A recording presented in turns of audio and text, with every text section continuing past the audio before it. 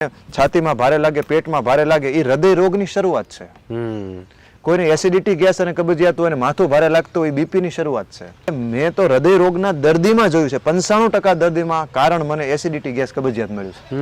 તમને જો ક્યારે પણ એસિડિટી રહેતી હોય, ગેસ રહેતો હોય, કબજિયાત રહેતો હોય તો તમે એને ગંભીરતાથી લ્યો. ખાલી ગેસ છે, ઘણા બધાને હા ખાલી ગેસ છે એમ સમજવાનું નથી. વારંવાર કેપ્સ્યુલ કે ટેબ્લેટ લેતા હોય એ લાંબા સમય લેવી માટે હિતાવહ નથી. કે એસિડિટી ગેસ કબજિયાતનું બીજા નંબરનું કોઈ કારણ હોય તો એ છે ચા, માવો, બીડી, તમાકુ, મરચા, રીંગણા, ગાંઠિયા, ભજીયા, ફરસાણ, તીખું, તળેલું, આથાવાળું, આ એના કારણ છે. ચાવીને જમો, કકડીને ભૂખ લાગે ત્યારે જમો, થોડું ચાલવાનું રાખો. એમાં પિત્ત નું હોય તો ઘીમાં તળેલી હરડેનો પાવડર, વાયુનું હોય તો એરડિયામાં તળેલી હરડેનો પાવડર. આપણી સાથે વૈદ્યશ્રી મહેન્દ્રસિંહ સરવૈયા છે અને એમની સાથે આપણે કન્ટિન્યુ અલગ અલગ વિષયો ઉપર વાત કરી રહ્યા છીએ. તો આજે એ ટોપિક ઉપર વાત કરવી છે સાહેબ. સૌપ્રથમ તો સ્વાગત છે. અને બીજી વસ્તુ એ સૌથી પહેલા પૂછવી છે કે ગેસ એસિડિટી લગભગ બધાને તકલીફ હોય છે કે રાત્રે પથારીમાં આડા પડે ને એટલે પેટમાં બળવાનું ચાલુ થાય, ઓડકાર ચાલુ થાય. અને બીજો પ્રશ્ન સવારે થાય, કબજિયાતનો પ્રશ્ન. પછી એ કોઈ પણ પ્રકારના ચૂર્ણો લે તો એનું નિરાકરણ ન આવતું હોય. તો આ બે મુખ્ય પ્રશ્નો છે કે જે લોકોને પરેશાન કરે છે. લોકો કંટાળી ગયા છે. તો આનું આયુર્વેદિક પ્રમાણે શું સોલ્યુશન હોય, શું ફોલો કરવું જોઈએ, આના વિશે થોડું સમજાવો. તમે પ્રશ્ન જયરાજભાઈ એવો પૂછો છે કે આની વિશે આખી 7 દિવસની કથા થઈ શકે એવો પ્રશ્ન છે. પણ 10 થી 15 મિનિટમાં જે મારા અનુભવ છે, મારી ઓપીડીમાં હું હજારો દર્દીને એસિડિટી ગેસ કબજિયાતના જોતો હોય, શાસ્ત્રનું અધ્યયન કર્યું હોય, લોકોને મળતો હોય, એના અનુભવના આધારે આ બતાવું છું. જેને પ્રોબ્લેમ હોય એ પણ ધ્યાનથી સાંભળજો અને જેને ન હોય એ પણ સાંભળજો.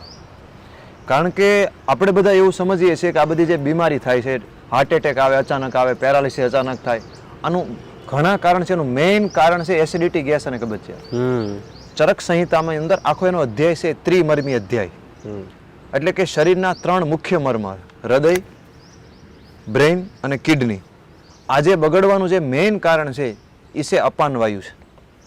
હવે અપાન વાયુનું કામ છે મળ, મૂત્ર, શુક્ર, ગર્ભ, આર્તવની પ્રવૃત્તિ કરવાનું. એટલે કે ઝાડો, પેશિયા, પરસેવો અને માતાઓ બહેનોમાં માસિક ધર્મનું સફાઈ કરવાનું કામ કરે. હવે અપાન વાયુ બગડે એટલે કબજિયાત થયું. એટલે કબજિયાત થાય એટલે વાયુ જે અનુલોમન થવું જોઈએ, નીચેના માર્ગેથી વાયુ પિત્ત નીકળવું જોઈએ, એ પછી શું થાય? ગેસ થાય. હવે પછી એક પછીનો વાયુ આવે સમાન વાયુ બગડે એટલે એસિડિટી થાય. પછી પ્રાણવાયુ બગડે એટલે છાતીમાં ભારે લાગવા મળે. એટલે કોઈને એસિડિટી ગેસ કબજિયાત હોય અને છાતીમાં ભારે લાગે, પેટમાં ભારે લાગે, એ હૃદય રોગની શરૂઆત છે. કોઈને એસિડિટી ગેસ અને કબજિયાત હોય અને માથું ભારે લાગતું હોય બીપી ની શરૂઆત છે. ઓકે. એટલે મેં તો હૃદય રોગના દર્દીમાં જોયું છે 95% દર્દીમાં કારણ મને એસિડિટી ગેસ કબજિયાત મળ્યું છે. કારણ કે શાસ્ત્રના ઋષિઓ અસત્ય વિધાન હોય જ નહીં. એટલે હૃદય, બસ્તી અને શિર આનું મુખ્ય કારણ છે એસિડિટી ગેસ કબજિયાત છે. એટલે વાવાઝોડું આવે તો આ બધા ઝાડવા ઉખડી નાખે પણ વાયુ દેખાય નહીં. આપણે બધા એમ સમજીએ કે ભાઈ રિપોર્ટમાં હાર્ટ એટેક આવે પછી બીમારી છે. રિયલમાં શરૂઆત એની ત્યાંથી થાય છે. બીજી વસ્તુ, અષ્ટાંગ હૃદયની અંદર ઉદરરોગ નિદાન અધ્યાય 12માં રોગના મુખ્ય 5 કારણ આપ્યા છે. રોગાહ સર્વેપી મંદેગ્નો સુતરામ ઉદરાણીતુ અજીર્ણે મલિને અન્ને જાયંતે મલ સંચયાતઃ. એટલે કે મલ સંચય છેલ્લું કારણ, એટલે કબજિયાત આ કારણ છે. મંદાગ્નિ એટલે પાચન શક્તિ બંધ પડે, પેટ બહાર આવે. તો એસિડિટી ગેસ કબજિયાત એ દરેક રોગનું મૂળ છે. એટલે કે જેનું પેટ સાફ એને બધું માફ. એટલે પહેલા તો તમને જો ક્યારે પણ એસિડિટી રહેતી હોય, ગેસ રહેતો હોય, કબજિયાત રહેતો હોય તો તમે એને ગંભીરતાથી લ્યો. ખાલી ગેસ છે, ઘણા બધાને હા ખાલી ગેસ છે એમ સમજવાનું નથી. ઘણીવાર શું થતું હોય કે અત્યારે લોકોમાં જાગૃતિ આવે એટલે લોકો રિપોર્ટ કરાવતા હોય. સારી બાબત છે રિપોર્ટ કરાવતા હોય કે ભાઈ મને કાંઈ તકલીફ નથી, મારો 2D eco, TMT, ECG, angiography બધું કર્યું, ખાલી ગેસ છે. ખાલી ગેસ નથી ભરેલો છે. તો હવે આ એસિડિટી ગેસ કબજિયાત એટલું જો ગંભીર હોય તો એનું સમાધાન શું કરવું? તો એમાં અલગ અલગ રીતે થાય. પહેલા તો વાયુથી થાય તો એના ડમડમો ખૂબ રહેતો હોય, પિત્તથી થાય તો એમાં એસિડિટી રહેતી હોય, વાયુ ને પિત્ત બે ભેગું હોય તેમાં ડમડમોય રહે ને એસિડિટી રહે. પછી કબજિયાત હોય તો કબજિયાતમાં વાયુ પિત્ત કફ પ્રમાણ અલગ. કફમાં હોય એમાં ઝાડામાં ચિકાશ આવે, વાયુમાં હોય એમાં ઝાડો કડક આવે. હાવ સરળ ભાષામાં સમજાવું કે બકરીના લીંડી જેવો કડક આવે. અને પિત્ત વાળા હોય ને ગરમ ગરમ ઝાડો નીકળતો હોય, પિત્ત વાળાને હરસ મસાની તકલીફ વધારે થતી હોય તો એ પ્રમાણે એનો પ્રોટોકોલ ફરી જાય. તો આ 3 રીતે થતો હોય. આ તમારામાંથી કયું છે તમે ચેક કરો. ઓકે, હવે એનું સમાધાન કઈ રીતે કરવું? તો એની સમાધાનમાં આગળ જે આપણે વિડીયોમાં ચર્ચા કરી કે ક્યારે જમવું, કેટલું જમવું, કઈ રીતે જમવું, આ મોટી દવા છે. બીજી વસ્તુ કે એસિડિટી, ગેસ, કબજિયાતનું બીજા નંબરનું કોઈ કારણ હોય તો એ છે ચા, માવો, બીડી, તમાકુ, વ્યસન. ત્રીજા નંબરનું કોઈ કારણ હોય તો એ બેઠાડું જીવન. એકવાર પરસેવો વાળી દેવાનો. તમે હાલવા જાઓ, કસરત કરો, સૂર્ય નમસ્કાર કરો, કોઈ પણ વસ્તુ કરો, એકવાર પરસેવો વાળી દો. ચોથું, પાણીને ખાવ, ખાવાને પીવો. અને નિર્દોષ ઔષધિ ત્રિફળા, 3 અમૃત ફળ છે. કોઈ પણ તાસીર હોય, કોઈ પણ પ્રકૃતિ હોય, ત્રિફળા લઈ શકે છે.